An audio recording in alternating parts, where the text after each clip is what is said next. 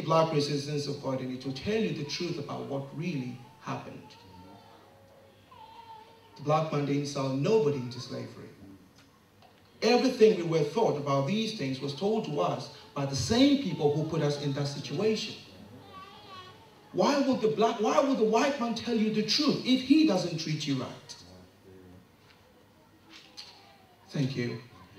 And usually it's $12.99 in the shops, but for the Tamari House course, it's just £10 today. So if you want to purchase a signed copy, you can come over here afterwards, and I'll give you a signed copy. Thank you very much.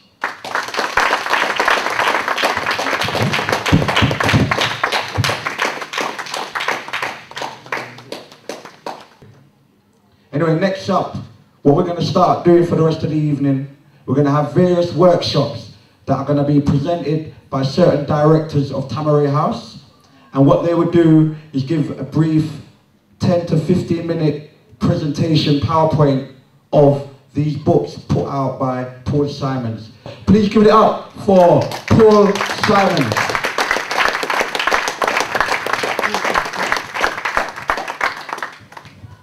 Thank you, brother. I mean, the book is called The Mystical and Magical Parts of Self and Not Self. So what we're doing here is divided it into two parts, what I like to call the two great parts, to give you an idea, yeah, as to what these two great parts are. And again, just by looking at the screen, I'm sure that will give you an idea. I mean, you have the magical path is pertaining to physical embodiment of spirit. That's the path of descent, what we also refer to as involution. And in terms of the mystical aspects of that, you have spiritual enlightenment of man as opposed to physical embodiment. The path of ascent of man as opposed to physical embodiment. The path of ascent or evolution. Okay. Also, you have you can look at it in terms of the difference between the centrifugal forces or the centrifugal forces, extroversion, introversion, which are different aspects of the mind, perceptive mind, receptive mind. The magical path is also pertaining to those who are inventors, social reformers, or what have you, and as opposed to the mystical path being referred to as those who are visionaries, channels, spiritual healers, etc. Now, to put this into a slightly different context, yeah, does everybody understand the difference between what's known as the exoteric or the esoteric? Yeah? Sharp hands? Or let's do it a different way. Who does not understand the difference between the exoteric and the esoteric? Okay, basically, the exoteric is talking about information that is intelligible to the general public. Okay, for example, you know, information that we get across the media, through education, through religion, or what have you. And that type of information tends to be, or is known as the exoteric.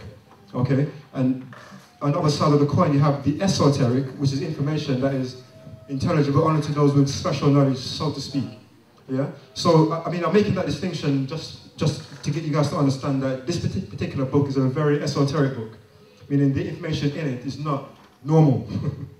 Okay, it's not the average stuff that you would get, you know, across the media, through education, you know, through religion, or what have you. And basically, you know, the book goes into, I mean, I suppose I could say the journey of my life and my experiences, because, you know, as I was growing up, I went through various different schools, if you like. You know, I grew up as a Christian. I was a member of the Nation of Islam for X amount of years. Then I joined the UNNM, the United Arabian Nation of Moors.